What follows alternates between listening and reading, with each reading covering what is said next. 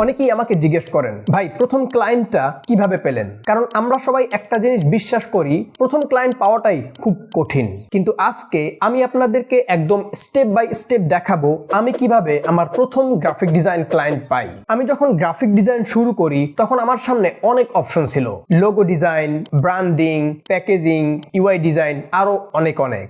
কিন্তু আমি একটা জিনিস প্রথমেই বুঝছিলাম, যদি আমি একসাথে সবকিছু শিখতে যাই তাহলে আমি কোনোটাতেই এক্সপার্ট হতে পারবো না। তাই আমি নির্দিষ্ট একটা সেক্টরকে টার্গেট করি, সেটা হলো সোশ্যাল মিডিয়া ডিজাইন। যেমন social media banner, poster, promotional flyer ইত্যাদি ইত্যাদি। কারণ এখন প্রায় সব ব্যবসারই ফেসবুক, ইনস্টাগ্রাম পেজ আছে এবং তাতে সবাই রেগুলার পোস্ট করে। তার মানে তাদের নিয়মিত ডিজাইন দরকার, আর যেখানে নিয়মিত প্রয়োজন আছে সেখানে নিয়মিত কাজেরও সুযোগ আছে।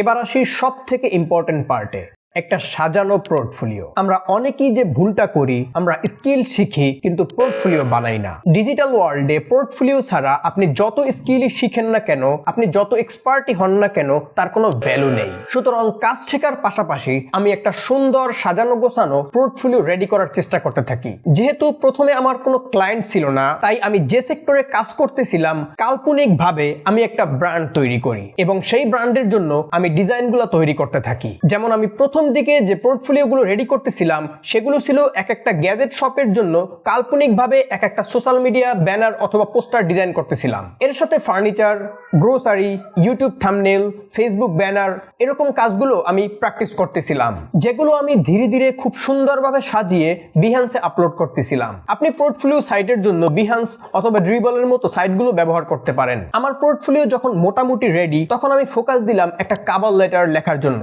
যেখানে আমি আমার সার্ভিসগুলোকে ইনক্লুড করি। এরপরে আসে আমার সব থেকে চ্যালেঞ্জিং পার্ট, সেটা হলো ক্লায়েন্ট খুঁজে বের করা।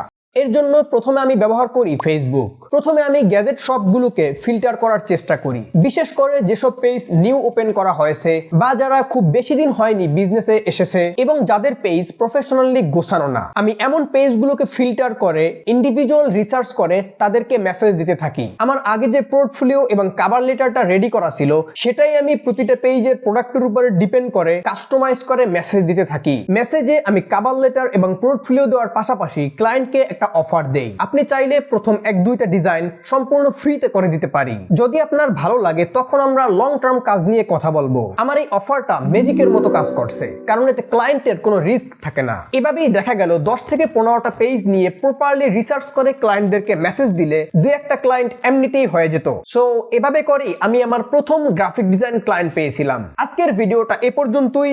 যদি ভিডিওটি ভালো লাগে তাহলে লাইক এবং সাবস্ক্রাইব করে দিতে পারেন। আসসালামু আলাইকুম।